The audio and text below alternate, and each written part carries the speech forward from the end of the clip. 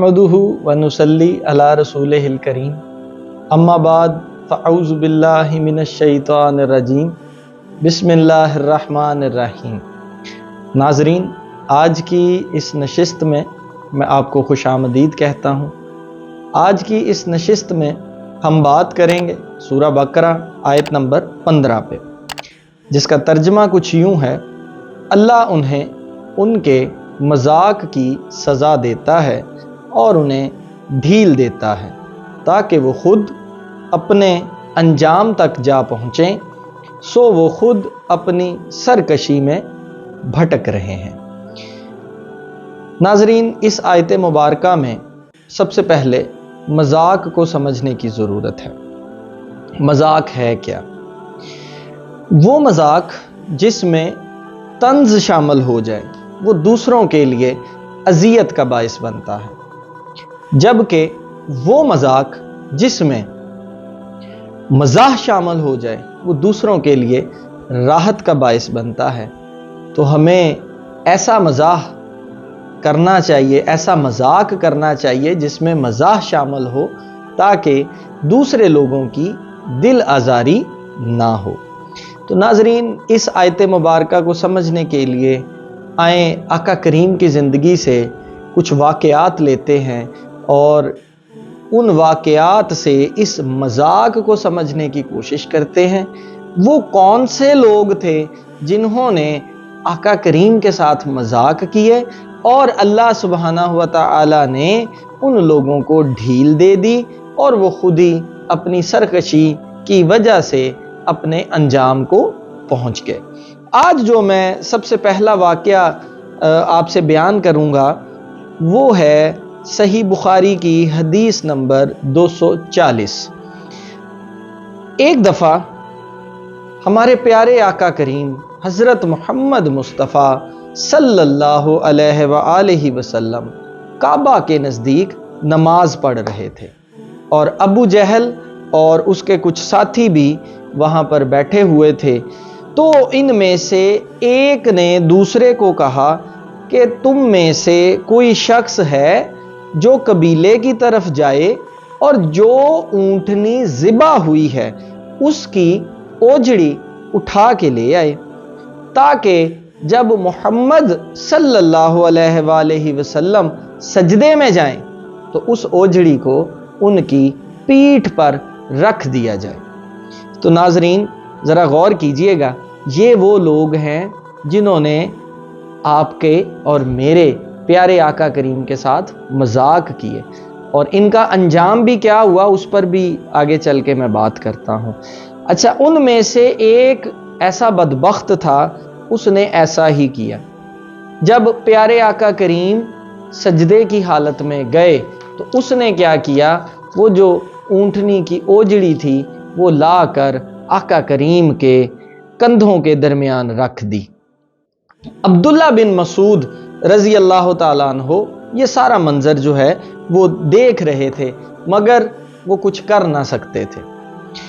उस वक्त उनमें उनको रोकने की ताकत मौजूद नहीं थी। तो लिहाजा हज़रत अब्दुल्ला बिन मसूद खुद बयान करते हैं कि वो जो लोग जिन्होंने आका करीम के कंधों पर ऊँटनी की ओजड़ी रखी वो हंसने लगे, हंसी के मारे लोट पोट करने लगे, और उस बोझ की वजह से आका करीम ने अपने सजदे को तवील कर दिया। बीबी फातिमा रज़ी अल्लाह ताला अन्हा ने जब इस मंजर को देखा तो वो भागती हुई आईं, आपकी पीठ पर से उस बोझ को उतार कर नीचे फेंका। तो आका करीम ने जब सर उठाया तो 3 दफ़ा आका करीम ने फरमाया, या अल्लाह तू कुरैश को पकड़ ले।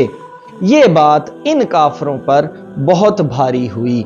अब आका करीम के ये अल्फाज कहने थे तो ये जितने भी लोग जो थे, अल्लाह तबारक व ताला ने इनका जो अंजाम किया वो आप सब लोगों के सामने है। इन लोगों में कौन कौन थे मैं उनके नाम आपसे शेयर करता हूँ, ये भी इस हदीस मुबारका का हिस्सा है। अबू जहल उन लोगों में था, अतबा बिन रबिया उसमें था, शेबा बिन रबिया उसमें था, वलीद बिन उतबा उसमें था, उमैया बिन खल्फ उसमें था, और अकबा इब्ने अबी मुईत जो था वो भी उसमें था, और एक आदमी जो है वो इसमें और था, उसका नाम जो है वो जो हदीस के रावी हैं वो कहते हैं कि उन्हें उसका नाम जो है वो याद नहीं रहा। तो नाजरीन, इन लोगों का जो इख्तिताम हुआ, अगर आप तारीख़ की किताबें पढ़ें तो वो भी आपके सामने है।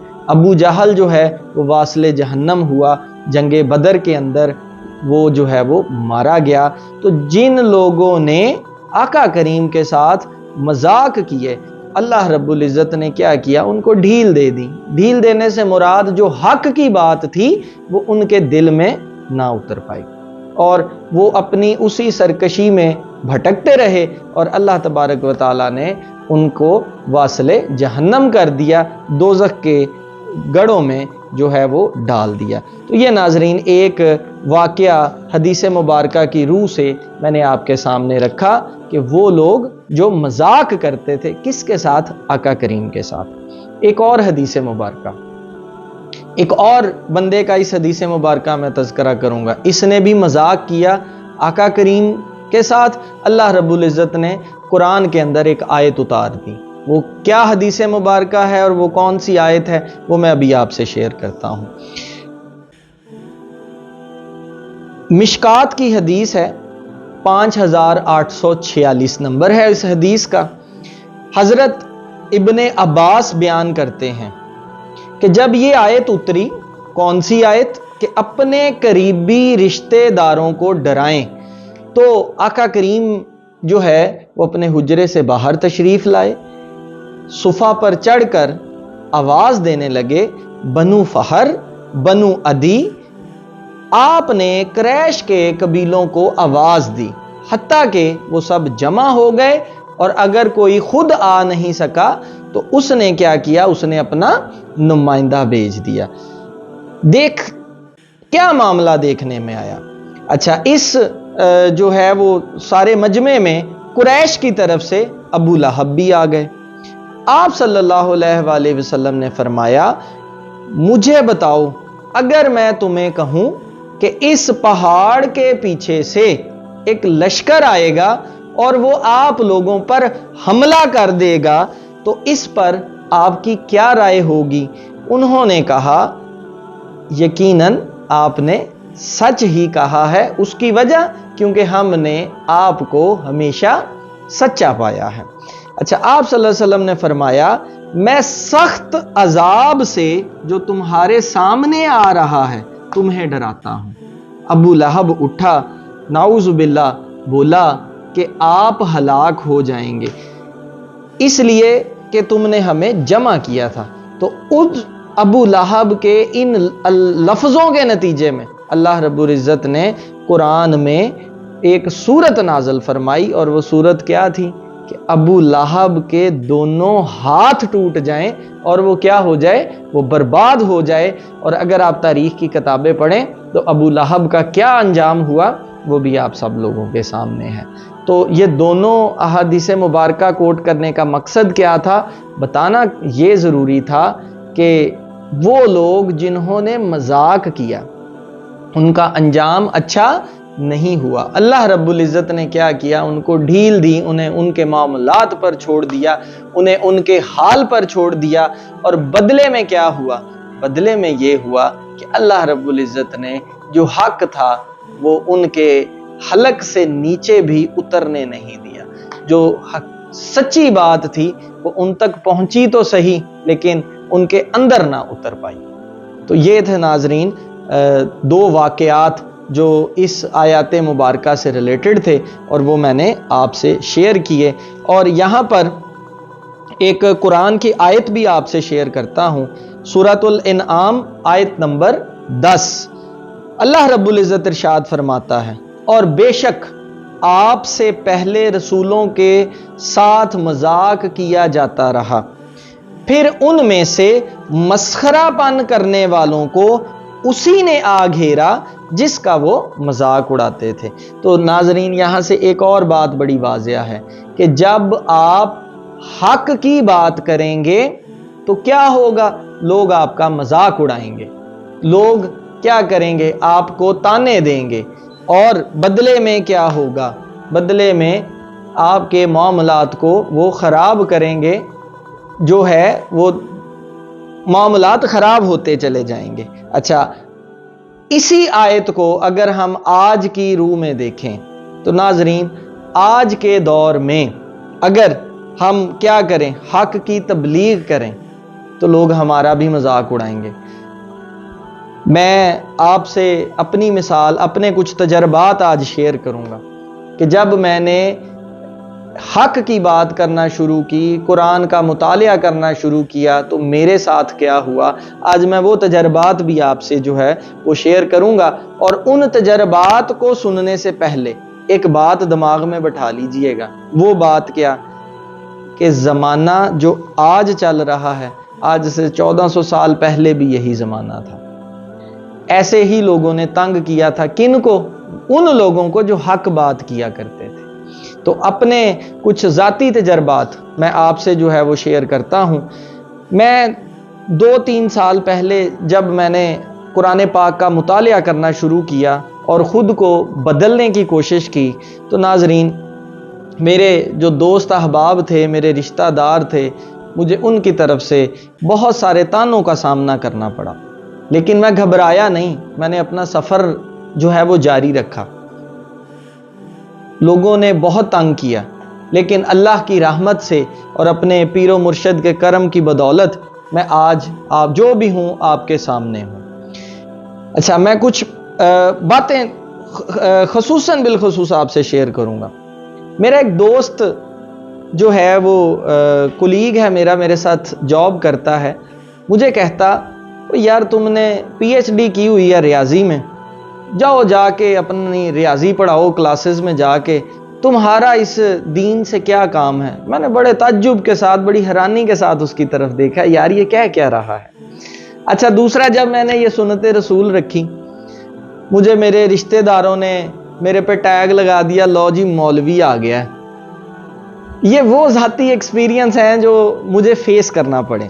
اچھا، تیسری، مجھے میرے رشتہ داروں نے کہا، یارا تو کدھر اپنا ٹائم ضائع کردا پھردا، کی کردا پھردا، تو انی محنت کیتی، تو پی ایچ ڈی دی ڈگری حاصل کیتی، جا ملکوں باہر جا، اپنی زندگی جی، 4 پیسے کما، بیوی بچیاں نو باہر لے کے جا، کی کردا پیا تو، بیوقوف لگدا ہے یار سانو تو یہ وہ تانے تھے، اور اس طرح کے بہت سارے تانے۔ یہ کچھ میں نے آپ سے اپنی زندگی کی باتیں شیئر کی، تو بہت ساری چیزیں تھیں جو مجھے فیس کرنے کو ملی، اور یقیناً اگر آپ بھی حق کی راہ پہ چلیں گے تو آپ کو بھی اس طرح کی بہت ساری چیزیں فیس کرنی پڑیں گی۔ کیوں فیس کرنی پڑیں گی؟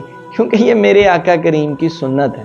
جب میرے آقا کریم نے حق کا اعلان کیا، ان کو بھی اسی طرح تکلیفیں جو ہیں وہ سہنا پڑی تھی، اور ابھی میں نے جو قرآن کی آیت بھی آپ کے سامنے رکھی، وہ بھی اسی بات کی دلیل ہے کہ جتنے بھی رسول آئے انہوں نے حق کی تبلیغ کی۔ اب حضرت موسیٰ کو دیکھ لیں، حضرت نوح کو دیکھ لیں، اور جتنے بھی لوگ گزرے ہیں، جتنے بھی پیغمبر نبی گزرے ہیں، حق کی بات جس نے بھی کی ہے اس کے لیے تکالیف ہی آئی ہیں۔